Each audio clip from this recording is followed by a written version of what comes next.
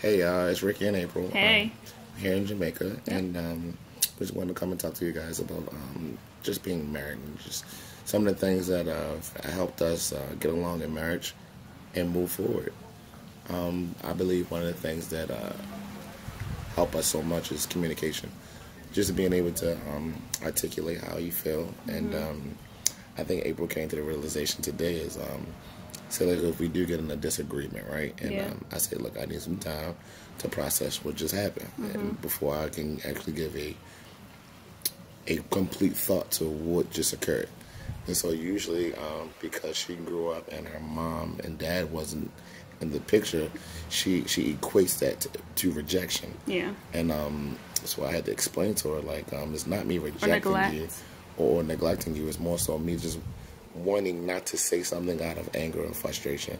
And I believe Jada and Will was talking at the red table about the same exact thing, about being able to articulate yourself after you've thought through what happened. Yeah. Because if you think in the moment, a lot of times your emotions, you're speaking out of your emotions. So you say things that you don't mean. So one of the things that April equates to me saying, hey, I need time to think, is me being about to leave. Yeah. And so one of the main reasons that our relationship worked is because of God. Yeah. That's the common core that we have.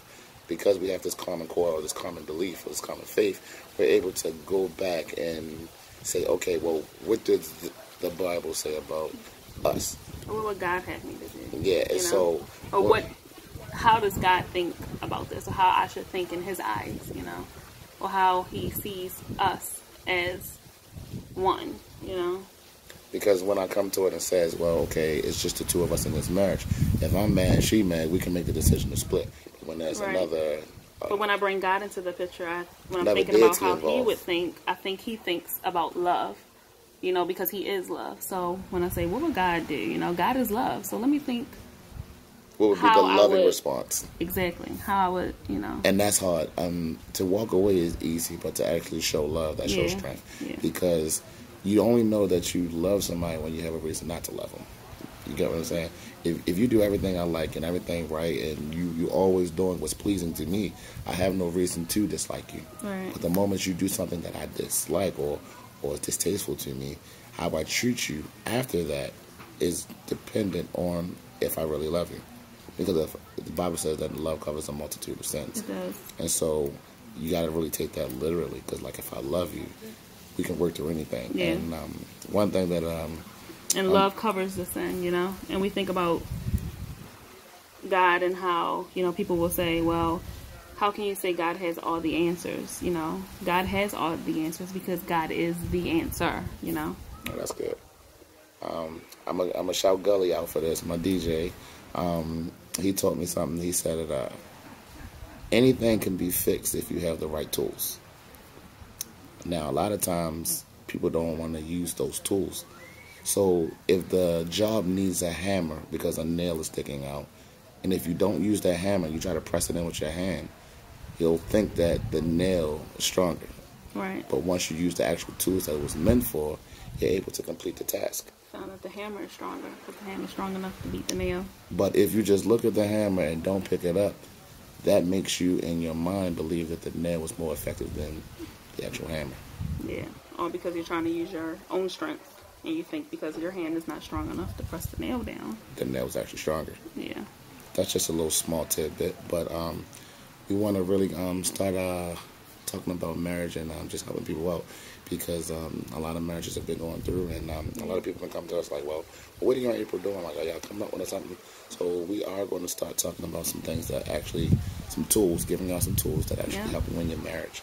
And not just Christian marriages, just marriages in general. Just being able to reason with one another. And I think that the beauty of it is actually growing with people. Because if you just quit people every time they make you mad and you just want to leave, you're always going to be with someone else. Because someone's always going to give you a reason to leave. The Bible says, trust no man, basically. Yeah. I trust people to be people. And that means that we're flawed. Yeah. Imperfect. But you can be imperfect but understand each other perfectly, if that makes any sense. And understand, like, okay, well, I know this is an area that they're working on. Let me give them some grace while they're working through what they're working through, because I'm working through what I'm working through. And that helped us to create longevity in our marriage. You know, people say, how did you make it to 11 years? Like, that's tough. And y'all was young when y'all started, but we kept that at the foresight. I mean, working through anything, you know, not expecting expectations of each other not to be so high and so grand, you know. Yeah, I mean, and not putting each other above what we think that we are capable of, because a lot of times you put people on a pedestal that you can't even sit on. Like, you're supposed to do this, and you have to do this. You know, you're supposed to treat me this way and love me this way. Right. You know, but you have to learn how to love people differently. Yeah. Because a lot of times we've been in relationships before, prior to our marriage, and we expect that as to be the definition of love in our previous relationships. And we cast those actual expectations on people that have never even lived through those experiences. Right.